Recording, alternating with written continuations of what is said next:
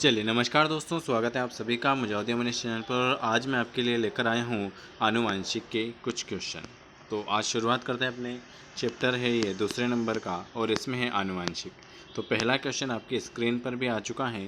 पहला क्वेश्चन लिखा हुआ है कि मेंडल ने सफ़ेद पुष्प वाले अप्रभावी मटर के पौधों का शुद्ध लाल पुष्प वाले प्रभावी पौधों के साथ संकरण कराया।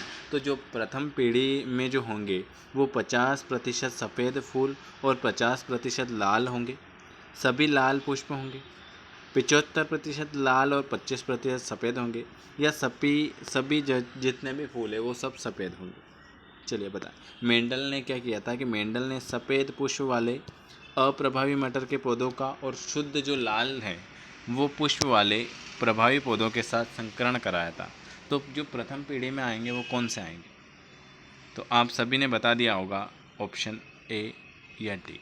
तो न तो ए आएगा, न डी आएगा, न सी आएगा। जो भी आएंगे वो प्रथम पीढ़ी में जो होंगे वो सभी लाल पुष्प वाले पौधे होंगे। कौन से होंगे? लाल पुष्प वाले पौधे। अगला क्वेश्चन, आर लाल तथा डब्ल्यू सफ़ेद के संकरण से उत्पन्न संतति गुलाबी RW हैं। तो ये जो आर हैं वो जीन किस प्रकार का होना चाहिए? संकर होना चाहिए, अप्रभावी होना चाहिए, अपूर्ण प्रभावी होना चाहिए, या उत्परिवर्तित होना चाहिए? ये हम जो चैप्टर वाइज क्लास कर रहे हैं उसमें आपके चैप्टर वाइज चल रहे हैं, तो ये मैं आप सबको सारे चैप्टर वाइज क्वेश्चन करवा दूँगा। बिल्कुल सही, वो होंगे उत्परिवर्तित होंगे। कौन से होंगे? उत्परिवर्तित। मेंडल ने मोस्ट इम्पोर्टेंट क्वेश्चन है ये आपका। मेंडल ने मटर के पौधों का चयन किया, क्यों किया था बताएं? क्योंकि वो सस्ते थे, उनमें 7 जोड़े विपरीत लक्षण उपस्थित थे, वे आसानी से मिल जाते थे, या वे आर्थिक महत्व के थे। मेंडल ने किस पर प्रयोग किया था? एक क्वेश्चन तो ये पूछता है कि मेंडल ने किस पर प्रयोग किया था। तो मेंडल ने मटर के पौधों का चयन किया था। ठीक है, तो इसमें जो थे ना वो आप सभी को पता है, ना तो वो सस्ते थे, न वो आसानी से मिल सकते थे, वो आर्थिक महत्व के थे। उनमें जो थे ना उनमें 7 जोड़े जो थे वो विपरीत लक्षण के उपस्थित थे। तो ऑप्शन आ जाएगा हमारा बी वाला आ जाएगा। अगला क्वेश्चन, मेंडल के नियम का अपवाद। अपवाद पूछा है कि मेंडल का जो नियम था उसमें कोई एक अपवाद था, है ना। सभी में एक अपवाद होते हैं, तो उसमें जो स्वतंत्र अपव्यय का नियम था ये अपवाद था क्या? पृथक्करण के नियम का अपवाद था, प्रभाविता के नियम का अपवाद था, या सहलग्नता का था? मेंडल के नियम का जो अपवाद था वो कौन सा था बता। मेंडल के नियम का एक अपवाद था, वो था आपका सहलग्नता। कौन सा था? सहलग्नता। देखो यहाँ से एक क्वेश्चन तो ये आपका मोस्ट आएगा मेंडल के बारे में। एक क्वेश्चन आपके ये वाला आएगा कि वह क्रिया जिसमें कहीं पर भी आपका DNA RNA का एक क्वेश्चन जरूर आता है, एग्जामिनर अवश्य पूछता है। वह क्रिया जिसमें केंद्रीय DNA आनुवांशिक सूचनाएं mRNA को भेजती हैं। क्या करती हैं? जो DNA होती हैं वो आनुवांशिक जो सूचना है वो mRNA को भेजती हैं। तो जो ये भेजना है वो आप क्या कहते हो? उसे अनुलेखन कहते हो, अनुवाद कहते हो, स्थानांतरण कहते हो, या द्विगुणन कहते हो? पांचवा क्वेश्चन, तो DNA से mRNA को अगर हम सूचना भेजते हैं तो उसे जो हम कहते हैं उसे हम कहते हैं अनुलेखन। क्या कहते हैं? अनुलेखन कहते हैं कि वह क्रिया जिसमें केंद्रीय DNA आनुवंशिक सूचना जो आप mRNA को भेजोगे ना तो उसे आप कहोगे अनुलेखन। अगला क्वेश्चन पूछा हुआ है, द्विसंकर क्रॉस का अनुपात व्यक्त जो होता है, द्विसंकर क्रॉस का अनुपात जो व्यक्त होता है वो 3:1, 9:3, 3:1, 9:7 या 15:7। द्विसंकर क्रॉस का जो अनुपात व्यक्त होता है उसे आप क्या कहते हैं? उसे हम कहते हैं बिल्कुल सही 9:3:3:1। क्या होता है? द्विसंकर क्रॉस का जो अनुपात व्यक्त होता है जिसे हम कहते हैं 9:3:3:1। अगला क्वेश्चन पूछा हुआ है कि उत्क्रम ट्रांसक्रिप्शन की खोज किसने की थी?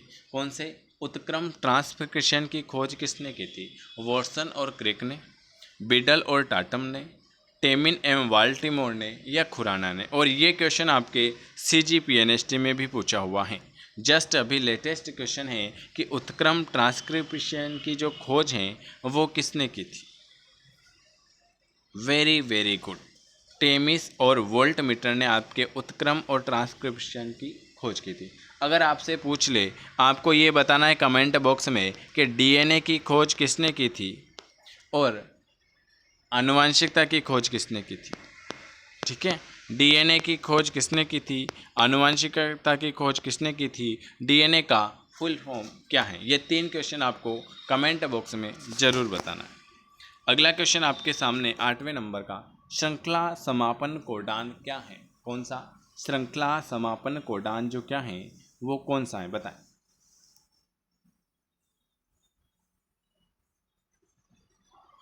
वेरी वेरी गुड, 8वें का बिल्कुल आपका आ जाएगा श्रृंखला समापन कोडान जो होता है, जिसे हम कहते हैं UAG, UGA, UAA, जिसे हम कहते हैं श्रृंखला समापन कोडान। कौन कौन सा होता है, UAG, UGA और UAA। अगला क्वेश्चन पूछा हुआ है, होलेंट्रिक जीन, होलेंट्रिक जीन जो होता है वो कहाँ पर उपस्थित होता है। कौन सा होलेंट्रिक जीन जो होता है वो कहाँ पर उपस्थित होता है, X गुणसूत्र पर, Y गुणसूत्र पर, X और Y दोनों गुणसूत्र पर, या ऑटोसोम पर। क्वेश्चन पूछा हुआ है कि होलेंट्रिक जीन जो होता है वो कहाँ पर उपस्थित होता है। 9वें नंबर का देखो, अभी 1-2 दिन में आपकी वैसे लाइव क्लास चालू हो जाएगी, या तो आपकी कल से हो जाएगी या आपकी मंडे से हो जाएगी। 1-2 दिन में आपकी लाइव क्लास का भी मैं शेड्यूल बता दूंगा, आप कोई भी टेंशन ना लें, है ना, आपकी अच्छे से ही तैयारी कराएंगे। ठीक है, होलेंट्रिक जीन जो उपस्थित होता है वो होता है आपके वाई गुणसूत्र। जैसे मेरे को कहीं से भी टाइम मिल जाता है, मैं कहीं भी आपकी एक व्यवस्थित जगह ढूंढ के आपके एक वीडियो रिकॉर्ड कर देता हूँ। ठीक है, आपके लिए आपकी भी टेंशन रहती है कि उनका समय बर्बाद नहीं हो। ठीक है, अगला क्वेश्चन पूछा हुआ है कि दमनकारी जो प्रोटीन है वो बनता है संरचनात्मक जीन के द्वारा बनता है, ऑपरेटर जीन के द्वारा बनता है, नियंत्रक जीन के द्वारा बनता है, या रिप्रेशन जीन के द्वारा बनता है। जो दमनकारी प्रोटीन है वो किससे बनता है, बिल्कुल सही, दमनकारी प्रोटीन जो बनता है वो नियंत्रण जीन के द्वारा बनता है। कौन सा, दमनकारी प्रोटीन। अगला क्वेश्चन आपके सामने, यूकेरियोटिक्स में प्रारंभिक कोडान जो होते हैं वो कैसे होते हैं। ये क्वेश्चन तो आप सभी को बताना है, बिल्कुल सही आंसर आना चाहिए। यूकेरियोटिक्स में जो होता है प्रारंभिक कोडान जो होता है वो AUG में होता है, GUG में होता है, UGA में होता है, या UAG में होता है। यूकेरियोटिक्स में जो प्रारंभिक कोडान होता है ना वो आपके AUG में होता है।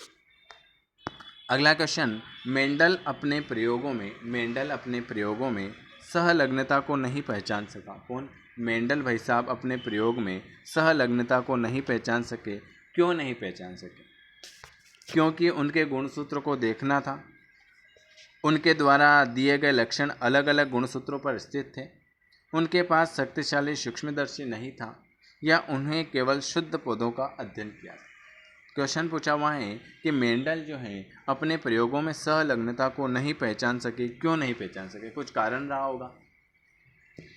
तो वो इसलिए नहीं पहचान सके क्योंकि उनके द्वारा दिए गए जो लक्षण थे ना वो अलग अलग गुणसूत्रों पर स्थित थे। क्या, उन्होंने जो लक्षण दिए थे ना वो अलग अलग गुणसूत्रों पर स्थित थे।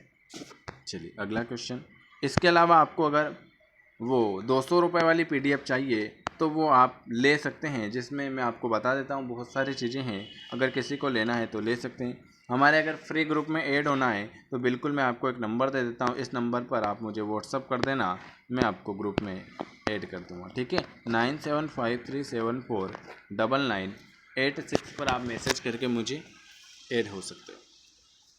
अगला क्वेश्चन आपके सामने है, ये लीजिए, जीन की आधुनिक परिकल्पना के अनुसार, कौन सी, जीन की आधुनिक परिकल्पना के अनुसार ये जो होता है DNA का खंड है जिसमें विनिमय की क्षमता होती है, DNA की क्रियात्मक इकाई है, DNA का एक खंड है, या गुणसूत्र का एक खंड है।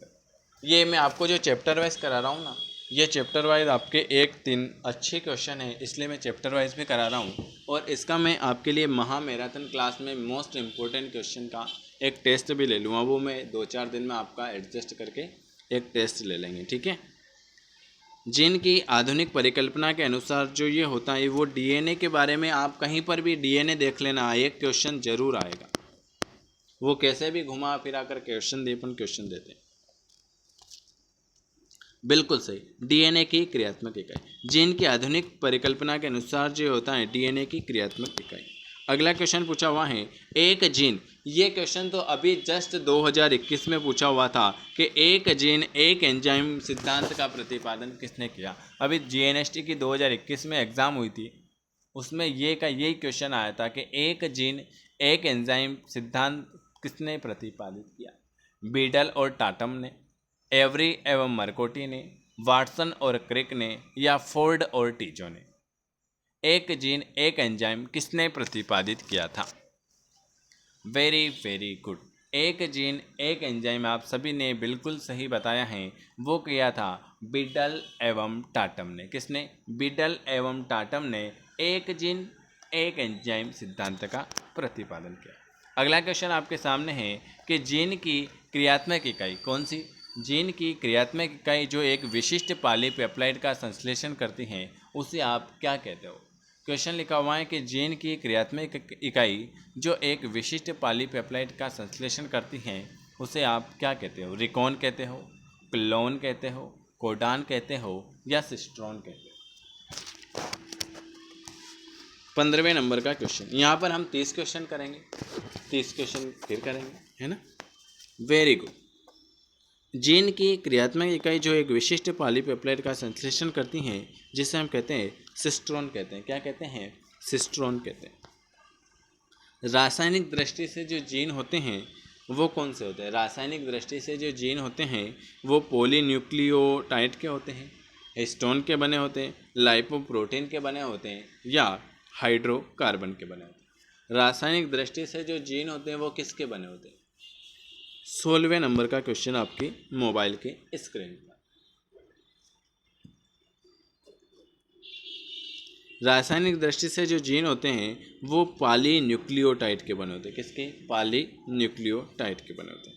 अगला क्वेश्चन है मक्का। मक्का जो होता है जिसमें 10 जोड़ी गुणसूत्र होते हैं, जो संलग्न समूह जो होंगे वो 5 का होगा, 10 का होगा, 15 का होगा, या 20 का होगा। मक्के हो जिसमें होते हैं 10 जोड़ी गुणसूत्र। अच्छा, मनुष्य में कितने जोड़ी गुणसूत्र पाए जाते हैं कि आप कमेंट बॉक्स में कमेंट करके जरूर बताना, और चैनल को सब्सक्राइब जरूर कर देना, ठीक है। बिल्कुल सही, 10 होते हैं। मक्का जिसमें 10 जोड़ी गुणसूत्र होते हैं तो वो जो समूह होंगे वो भी 10 ही समूह होंगे। 1900 में एडी में 3 वैज्ञानिक ने 1900 में 3 वैज्ञानिकों ने पृथक रूप से क्या किया, मेंडल के सिद्धांतों की खोज की थी। 1900 ईस्वी में 3 वैज्ञानिक ने अलग अलग रूप से मेंडल के सिद्धांत की खोज की थी। वो 3 वैज्ञानिक के नाम कौन कौन से हैं? De Vries, Correns Tschermak, Sutton Morgan Bridges, Avery MacLeod McCarty, Bateson Punnett और ब्रिज। बता, 1900 ईस्वी में 3 वैज्ञानिक ने मेंडल के सिद्धांत की खोज की थी, तो वो कौन है? 3 वैज्ञानिक के नाम बताना, बताएं। बिल्कुल सही, वो थे आपके डी ब्रिज भाई साहब, कोरेंस भाई साहब, और सरमार्क भाई साहब। अगला क्वेश्चन है कि मेंडल के एक संकर क्रॉस का जीनोटाइपिक अनुपात जो होता है वो कितना होता है। मेंडल के एक संकर क्रॉस का जीनोटाइपिक अनुपात जो होता है वो कितना होता है। 1:3, 3:1, 1:2:1, या 1:1:1:1। मेंडल के एक संकर क्रॉस का जीनोटिक अनुपात जो होता है वो क्या होता है।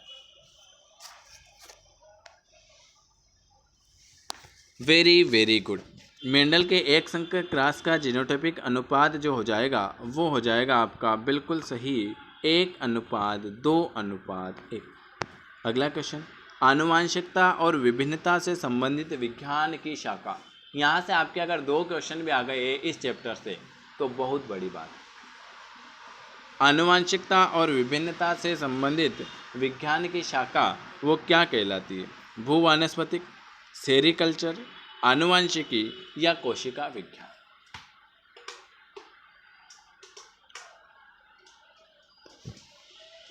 बिल्कुल सही जवाब है। आनुवांशिकता और विभिन्नता से संबंधित विज्ञान की शाखा को हम कहते हैं आनुवांशिकी। आपको कमेंट बॉक्स में बताना है कि सेरिकल्चर किसे कहते हैं। सेरीकल्चर किसे कहते हैं? जब पौधा होमोजाइगस या हेटेरोजाइगस हो तो जब पौधा होमोजाइगस या हेटेरोजाइगस हो तो प्रयुक्त होने वाला जो क्रॉस होता है वो क्या होता है? Test cross, reciprocal cross, monohybrid cross या डाई हाइब्रिड क्रॉस? बता। बिल्कुल सही। जब पौधा होमोजाइगस और हेटेरोजाइगस हो तो प्रयुक्त होने वाला जो क्रॉस होगा उसे हम कहते हैं टेस्ट क्रॉस। यदि किसी जीव की कोशिकाएं दो जड़ लक्षणों के लिए विषम युग्मी हैं, अर्थात ए और बी से मियोसिस होता है, तो जो उत्पन्न होने वाले जो युग्म होते हैं जिन्हें हम कहते हैं जीनोटाइप जो होगा वो क्या हो जाएगा? A A B B, A A A A A A A A B A B, A B या ए बी, क्या हो जाएगा बताएं? यदि किसी जीव की जो कोशिकाएं होती हैं जिसमें क्या होते हैं, दो जोड़े लवण होते हैं, उसमें विषम युग्म है, अर्थात ए तथा बी में मियोसिस होता है, तो जो उससे जो हार्मोन्स उत्पन्न होते हैं उसका जो जीनोटाइप होगा वो क्या हो जाएगा? बिल्कुल सही, वो हो जाएगा ए बी और ए बी हो जाएगा। अगला क्वेश्चन, एक जीन जिसमें दो समरूप युग्म विकल्पी हैं एक दिए हुए ट्रेट के लिए वो कैसा हो जाएगा? समयुग्मी, विसंयोजी, प्रभावी या उभयलिंगी?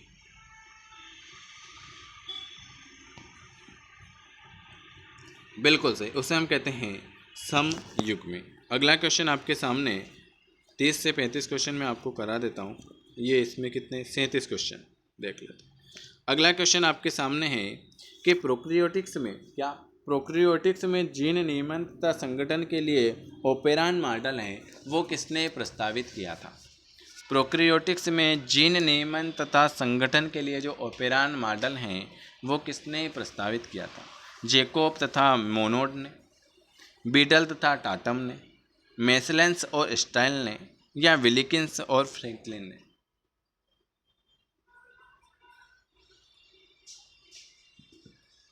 बताएं।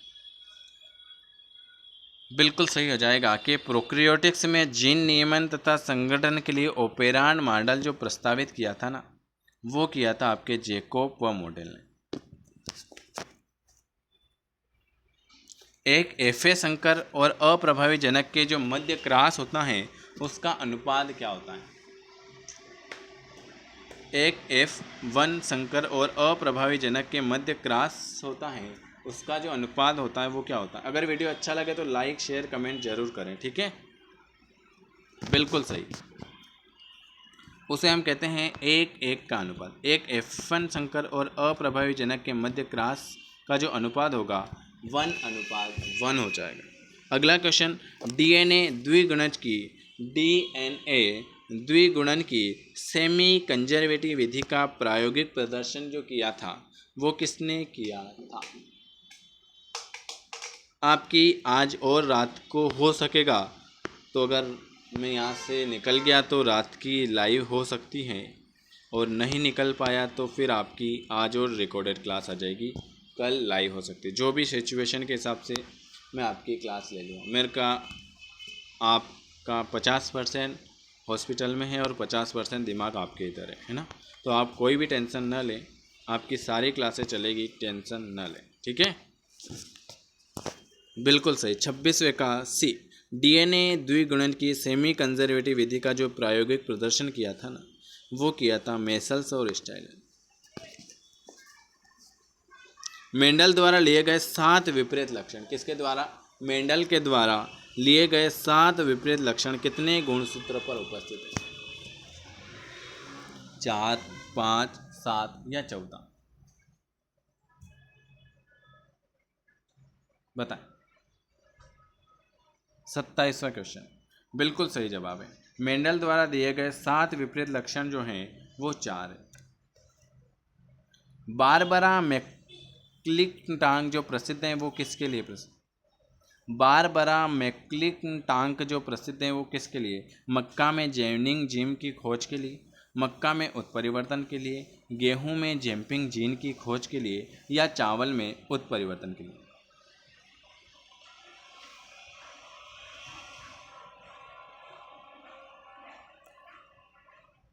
बी बिल्कुल सही। बारबरा मैक्टिलाइट प्रसिद्ध हैं मक्का में उत्परिवर्तन के लिए। अगला क्वेश्चन पूछा हुआ है कि प्रथम पौधा कौन सा? प्रथम पौधा जिसमें लिंग निर्धारण का गुणसूत्रीय आधार ज्ञात किया। मोस्ट से मोस्ट इंपॉर्टेंट क्वेश्चन। प्रथम पौधा जिसने लिंग निर्धारण का गुणसूत्रीय आधार जो ज्ञात किया वो किसके लिए किया? मेलेंट्रियम के लिए, रेयूमैक्सन के लिए, स्पिरोकार्पस के लिए, या कॉक्सिनिया के लिए? हेलो, हो हाँ, मैं फ़ोन लगा दूँ।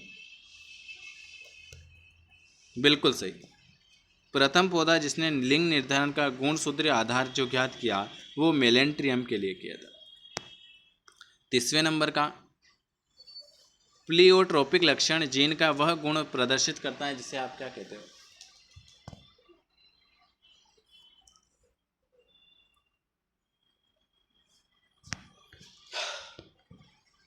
बिल्कुल सही, सी, उसे हम कहते हैं एक से अधिक फिनोटाइप अभिव्यक्ति प्रस्तुत करना। डीएनए किसके निर्माण के लिए टेम्पलेट की तरह कार्य करता है? डीएनए जो होता है वो किसके निर्माण के लिए एक टेम्पलेट की तरह कार्य करता है?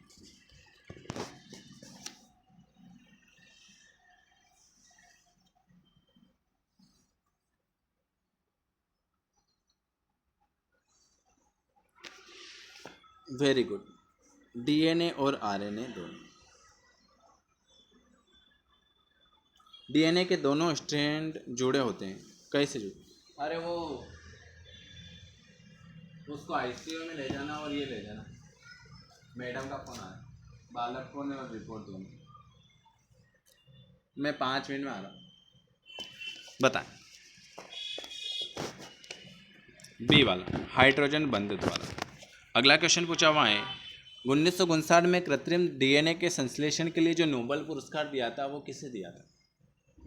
1959 में कृत्रिम डीएनए के संश्लेषण के लिए जो नोबेल पुरस्कार दिया था ना वो आप सभी को पता है किसने दिया था? कोरेनबर्ग को दिया था। कोरेनबर्ग को दिया था 1959 में डीएनए के लिए। Very very most important question है कि 1959 में डीएनए के लिए जो सबसे पहला नोबेल पुरस्कार दिया था ना वो कोरेनबर्ग को दिया था। ये लिख के रखना, आपके एग्ज़ाम में ज़रूर आएगा। अगला क्वेश्चन आपके सामने पूछा हुआ है कि एक बहुगुणित जाति जिसमें एक ही जाति के जीनोम होते हैं वो क्या कहलाते हैं? स्वबहुगुणित, परबहुगुणित, उभय द्विगुणित, या विषम गुणित? 34वें नंबर का, बिल्कुल सही। एक बहुगुणित जाति जिसमें एक ही जाति के जीनोम होते हैं जिसे हम कहते हैं स्वबहुगुणित। अगला क्वेश्चन, डी ब्रिज के उत्परिवर्तन के बाद के लिए प्रसिद्ध जो पौधा था वो कौन सा था? डी ब्रिज ने जो एक उत्परिवर्तन किया था उसके लिए एक जो पौधा था वो कौन सा था? किसके ऊपर उसने उत्परिवर्तन किया था? Very good, Oenothera lamarckiana. अगला क्वेश्चन, पॉलीपेप्टाइड को प्रेरित कर सकते हैं, कौन कर सकते हैं? IAA, काइनेटिक, GA, या कोल्सिसिन? बताएं।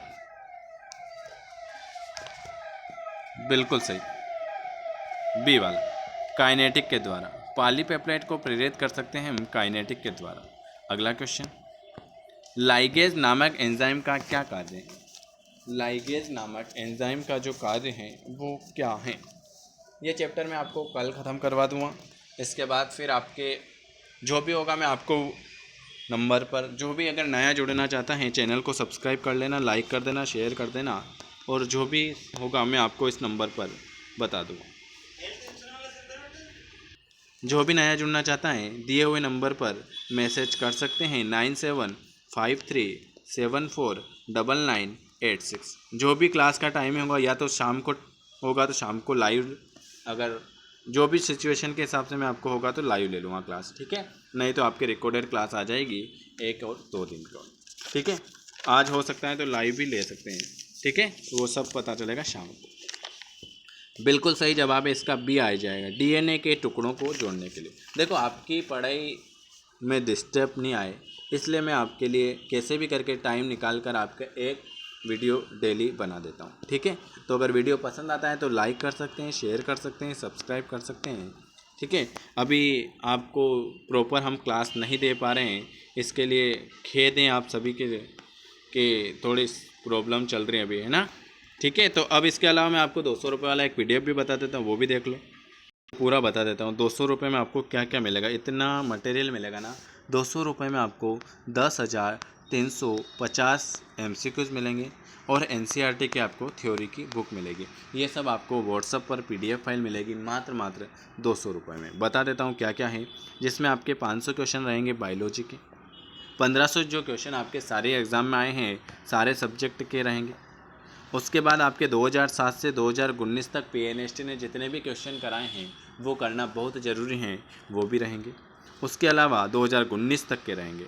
उसके बाद NCERT से क्वेश्चन आते हैं तो NCERT की बुक भी हमने 11वीं की फिजिक्स केमिस्ट्री बायोलॉजी और 12वीं की फिजिक्स केमिस्ट्री बायोलॉजी अवेलेबल करा रखी। उसके अलावा जो एग्ज़ाम में किस तरह से क्वेश्चन आते हैं उसके 5 मॉडल पेपर भी आपको कंप्लीट बना रखें।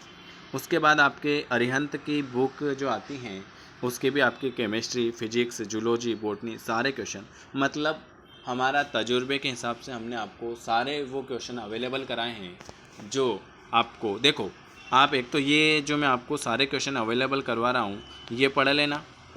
इसके बाद आपके जो मैं डेली क्लास ले रहा हूँ ना ये वाली कर लेना, तो आपको PNST में 120 प्लस लाने से कोई भी नहीं रोक सकता। शर्त ये है कि जो मैं आपको नोट्स देता हूँ वो पढ़ लिया करो और जो मैं आपको डेली क्लास लेता हूँ वो पढ़ लिया करो, ठीक है। आपकी क्लास बहुत जल्दी मैराथन क्लास रहेगी 6-6 घंटे की, है ना। आप कोई भी टेंशन ना लो, आपके लिए हम व्यवस्थित तरीके से आपको अच्छे से तैयारी कराएंगे। वीडियो देखने के लिए आप सभी का बहुत बहुत धन्यवाद। मिलते हैं शाम को 9 बजे, ठीक है। Okay, thank you.